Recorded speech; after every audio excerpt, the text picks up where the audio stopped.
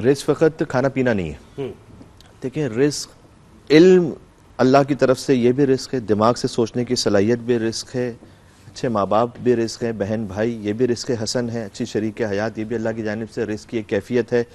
آپ کے لیے آپ کے قلب کا سکون رزق ہے, آپ کے چلنے پھرنے کی طاقت رزق ہے, آپ کی ایک ایک سانس رزق ہے. یعنی رزق اللہ کی وہ نعمت کہ جو اللہ عز و جل نے آپ کو کسی بھی کمال کے لیے عطا کی ہوئی, سب کا سب رزق ہے.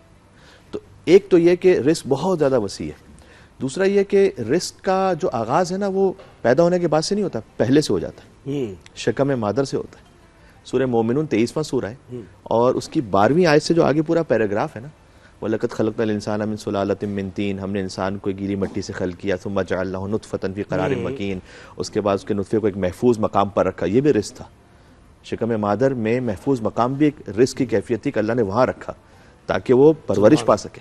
تو خلقنا نطفۃ علقہ, اس کے بعد اللہ سبحانہ وتعالیٰ نے کہا کہ ہم نے نطفے کو علقہ جمع و خون بنایا, فخلقنا العلقۃ مضغۃ جمع و خون سے گوشت کا لوتھڑا بنایا, فخلقنا المضغۃ عظاما, گوشت کے لوتھڑے سے ہڈیاں بنائیں, فکسونا العظام لحما, ان ہڈیوں کے اوپر گوشت کی ایک اور تہہ کو چڑھایا, ثم انشأناہ خلقا آخر, اس کے بعد اسے ایک اور خلقت عطا کی یعنی روح بھی عطا کی. 4 مہینے بعد ایک پروسیس ہوتا ہے. یہ اللہ اس وقت بیان کر رہا ہے قرآن میں کہ جب نہ کوئی ایکس رے ہے نہ کوئی کچھ بھی نہیں ہے, اس وقت کوئی الٹراساؤنڈ نہیں ہو رہا. یہ 1400 سال پہلے خود یہ آیات اور اس میں ایک ایک ترتیب کا صحیح طریقے سے بیان ہونا, یہ خود قرآن کا ایک معجزہ ہے, سائنسی معجزہ ہے کہ آج تک اس پہ اعتراض نہیں کر سکا کہ قرآن نے یہ ترتیب کیسے کہہ دی, ایسا تو نہیں ہوتا, ویسا ہوتا ہے.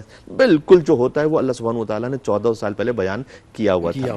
ثم انشأناہ خلقا آخر, ہم نے اس کے بعد اس کو ایک نئی روح عطا کر دی. یہ روح کون سی ہے؟ دیکھیں جو مولا علی مرتضیٰ علیہ السلام نے بھی فرمایا ہے کہ اعجب لہذا الانسان, یہ انسان کتنا عجیب ہے, یتکلم بلحم, گوشت سے بول رہا ہے, ہڈی سے سن رہا ہے اور چربی سے دیکھ رہا ہے اور پھر بھی اکڑ رہا ہے. کیا بات. تو لیکن آپ سارا گوشت دنیا کا ایک جگہ جمع کریں, اسے کہیں بول کے بتائے, بول سکتا ہے وہ؟ ساری ہڈیاں ایک جگہ جمع کر دیں کہ بول کے بتائے, بول سکتی وہ ہڈی جب تک اللہ کا اذن و روح نہ ہو اس میں. تو یہ سب اللہ بولنے کی صلاحیت رزق ہے, سننے کی صلاحیت رزق ہے, دیکھنے کی صلاحیت رزق ہے.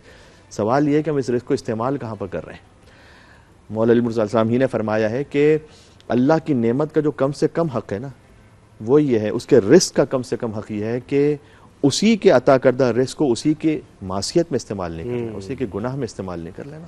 تو کم سے کم اتنا نہیں کرنا چاہیے کہ جو اللہ نے خود طاقت دی ہے اسی کو اسی کے گناہ میں استعمال کر لیں. تو پہلی بات تو یہ, تو رزق کا پہلا اصول تو یہ ہو گیا. اس کے بعد قناعت بھی ایک رزق ہے, یعنی رزق کا بڑھ جانا اس میں ہوتا ہے کہ کبھی آپ کے پاس برکت ہو جاتی زیادہ آ جائے. ایک تو برکت اور کثرت میں بھی فرق ہے, یہ بھی آپ کو بتا دوں. کثرت میرا معیار ہے کہ اتنا مجھے چاہیے, ٹھیک ہے, برکت اللہ کا پیمانہ ہے کہ آپ کے لیے یہ کافی ہے.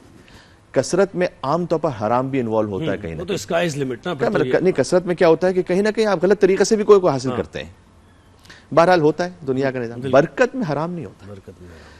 کثرت میں حساب کتاب لمبا ہے, برکت میں اللہ کی جانب سے ہے, وہ کثرت والے رک کے حساب دیتے رہیں گے, برکت والے پار لگ جائیں گے. کیا بات. تو یہ خود نبی کریم صلی اللہ علیہ وآلہ وسلم کی محبت سب سے بڑا رزق ہے, ان کے اہل پاک کی یہ سب توحید کی شناخت, یہ سب سے بڑا رزق ہے.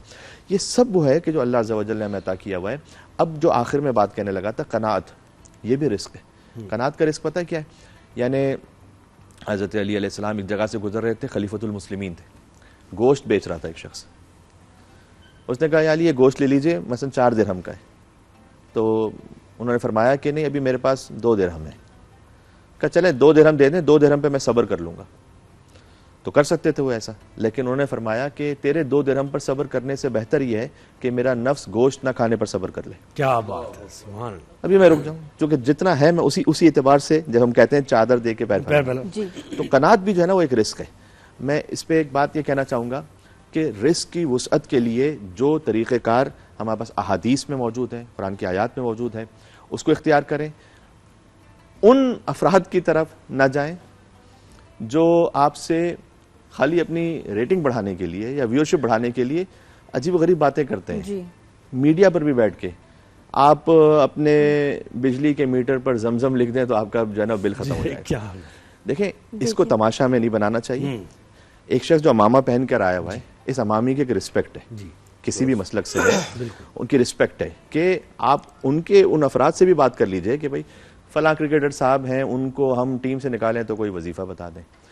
پھر کوئی زوم آنے سوالات ہو رہے ہیں کہ اچھا اگر فلاں جگہ پر کوئی خارش ہو رہی ہے تو کیا ہے, اس پر ہنسا بھی جا رہا ہے, قہقہے بھی لگا رہے ہیں. لیکن اگر آپ نے یہ کرنا ہے نا تو آپ رمضان ٹرانسمیشن کے علاوہ کوئی اور ٹرانسمیشن اختیار کر لیں.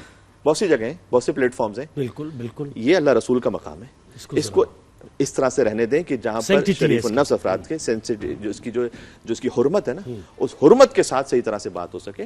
تو میں مفتی صاحب بھی جیسے تائید فرما رہے ہیں اس کی, اور تمام جتنے بھی میں نے مفتیان کرام سے بات کی ان سب نے اس بات کی تائید کی. اسی لیے میں آج اس کو آن ایئر کہہ رہا ہوں کہ جو سلیقہ ہے, اب موضوع ہمارا رزق ہے تو میں اس میں کوئی ایسے ٹوٹکے نہیں بتلا سکتا بلا وجہ کہ لوگ خاموخواہ ہنسیں اس کے بعد وائرل ہو جائے. مصیبت ہمارے یہاں پر یہ ہے کہ جیسے عوام ویسے ہی ٹرانسمیشن, ٹھیک ہے نا جی.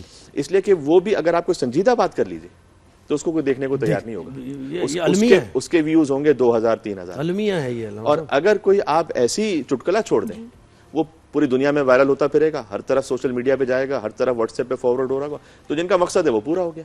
تو جناب اس کو بھی آپ ذرا, یہ بھی رزق ہے کہ اللہ تعالیٰ نے آپ کو توفیق دی ہوئی ہے کہ آپ کو ہزاروں لوگ سن رہے ہیں, تو اس رزق کو اللہ کے راستے پہ استعمال کریں. ہوتا ہے ایسے کہ جب کوئی ایسے بات کرے تو آپ لوگ مل کے پھر ان کو کچھ سمجھائیں, یا ان کو کوئی ہوتا ہے کہ کسی طرح کے ان کے ساتھ کانٹیکٹ کر کے ان سے بات کی جائے؟ آپ کہنا چاہیں گے اس پہ؟ یہ ہوتا ہے. دیکھیے ماشاءاللہ آپ ہیں دونوں, اتنے دنوں سے ہم یہاں نشریات میں آ رہے ہیں.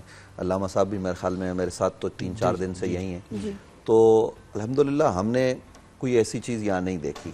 تو ہم دوسروں کو بھی کہیں گے کہ جب آپ مذہبی پروگرام کر رہے ہیں پھر علماء کے گیٹ اپ میں, اور جہاں تک آپ نے سمجھانے کا کہا تو ہم نے لوگوں کو سمجھانے کے لیے کہا. میں خود آپ کو اپنی بات بتا رہا ہوں, میں آفر بھی شاید یہ بات کر چکا ہوں کہ اگر ایک ہے فطرتی طور پر کچھ چیزوں کا ہو جانا, تو میرے ساتھ خود ایک دفعہ ایسا ہوا کہ میں کسی پروگرام میں یوں بات کی تو میری آنکھوں سے آنسو آ گئے. تو وہ پوری دنیا میں چیز وائرل گئی. اب ہر آدمی یہ تقاضا کرنے لگا کہ آپ ویسے دوبارہ کریں. تو بھائی میں دوبارہ کیسے کر سکتا ہوں, وہ ایک کیفیت تھی. تو اس لیے ہماری اس حوالے سے جو علامہ صاحب نے گفتگو کی اس کی مکمل تائید. اس کے ساتھ یہ بھی میں عرض کر دوں, نہ علامہ صاحب وظیفے کے منکر ہیں نہ میں منکر ہوں. ہم وظیفہ جو ہے نا وہ تو ظاہر ہے کہ یہ تو نبی علیہ السلام نے سکھائے ہیں وظائف, اہل بیت اطہار نے سکھائے ہیں, لیکن ان وظائف کا مذاق اڑانا, شریعت کا مذاق اڑانا, یہ تو آپ کو کہاں سے کہاں لے جاتا ہے. یعنی آپ جو ہے نا وہ پھر خود ایک عالم دین کا گیٹ اپ کر کے, اگر آپ نہیں عالم تو آپ اپنے آپ کو غیر عالم ڈکلیئر کر دیں, کوئی بھی ہو کسے باشد, ہمیں اس سے سروکار نہیں ہے.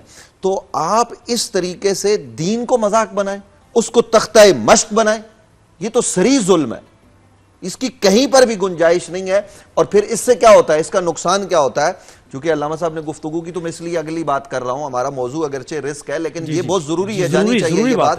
میں اس پر یہ بھی عرض کرنا چاہتا ہوں کہ ظلم بالائے ظلم یہ ہے کہ جب یہ چیزیں وائرل ہوتی ہیں نا, یہ جاتی ہیں, اس سے ہوتا کیا ہے, اس کا نقصان یہ ہوتا ہے کہ لوگ ملحد ہو رہے ہیں, لوگ دین سے دور ہو رہے ہیں. آپ کے پاکستان میں اس وقت 4 سے 5 لاکھ لوگ ایسے ہیں جو براہ راست توہین خدا, توہین رسالت کر رہے ہیں. اللہ رب العالمین کی ذات پر تان, محمد مصطفیٰ صلی اللہ علیہ وسلم کی ذات پر, اہل بیت اطہار کے حوالے سے حضرت میں آپ کو بتا نہیں سکتا, ایسی چیزیں ہم نے دیکھی ہیں. ہمیں جو